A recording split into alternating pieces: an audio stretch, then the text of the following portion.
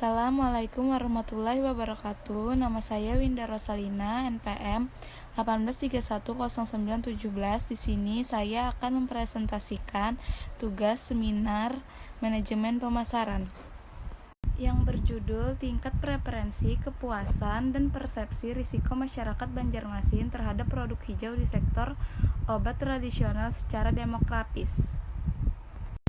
Bab 1. Pendahuluan latar belakang. Dewasa ini tingkat kesadaran masyarakat terhadap kesehatan dan lingkungan sudah mulai meningkat dan banyak konsumen mulai menaruh perhatian pada produk-produk alami yang memiliki manfaat untuk kesehatan dan orientasi kepada lingkungan.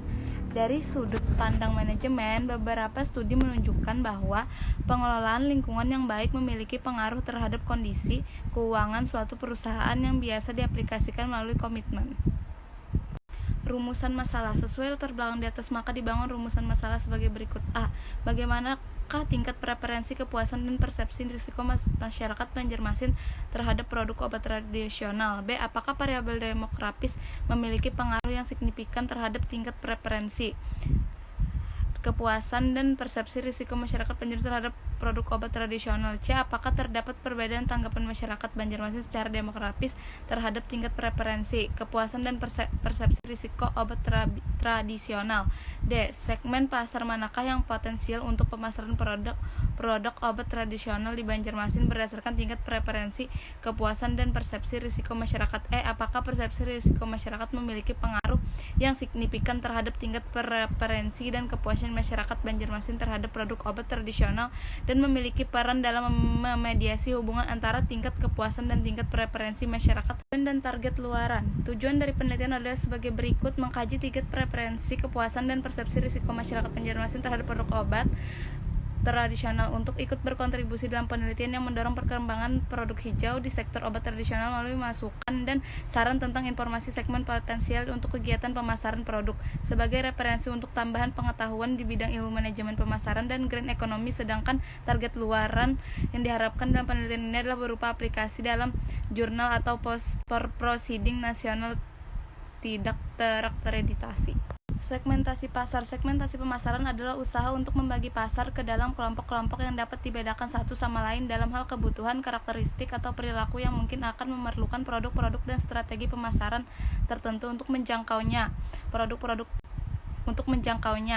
Dan digunakan sebagai suatu strategi untuk memahami struktur pasar. Melalui segmentasi, perusahaan membagi pasar yang besar dan heterogen menjadi segmen-segmen yang lebih kecil yang dapat dijangkau secara efisien dan efektif dengan produk dan layanan yang unik sesuai dengan kebutuhan pasar. Metode penelitian. 3.1 Lokasi penelitian. Penelitian ini akan dilaksanakan di Kota Madya Banjarmasin dengan waktu penelitian mulai dari Oktober 2018 sampai dengan Maret.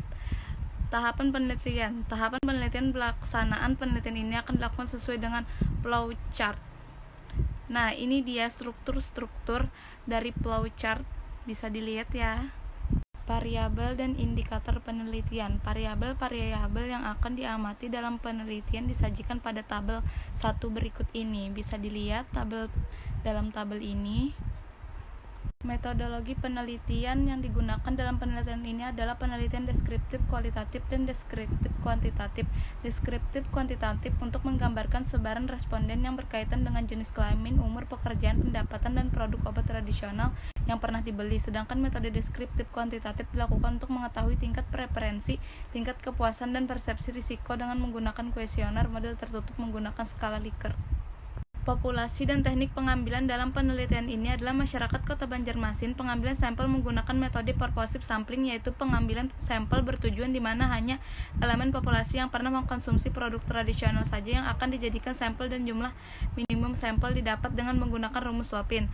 Uji validitas dan reliabilitas instrumen. Sebelum dilakukan analisis data terlebih dahulu akan dilakukan uji instrumen berupa uji validitas dan uji reliabilitas kuesioner yang digunakan. Uji validitas. Dalam menentukan validitas instrumen digunakan rumus produk momen dengan bantuan software.